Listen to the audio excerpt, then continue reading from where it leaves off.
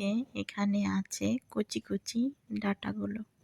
দেখুন ডাঁটাগুলো দেখতে খুব সুন্দর, একদম কচি। পাতাগুলো ভর্তা খাওয়া যাবে, সুন্দর কচি হয়েছে।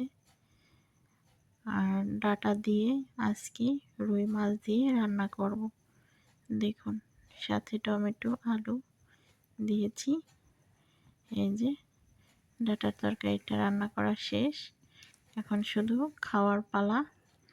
এখন খেয়ে নেব ডাঁটা, একদম কচি ডাঁটা, ডাঁটায় কোনো আঁশ নেই, খেতে অনেক ভালোই লাগবে আশা করি।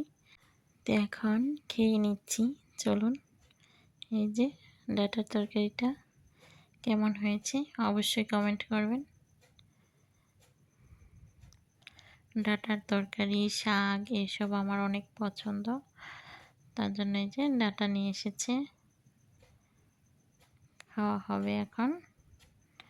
এই যে দেখুন ডাঁটাগুলো এখন খেয়ে নিচ্ছি, কোনো কথা নাই। এই যে ডাঁটা দেখুন ভালো লাগছে।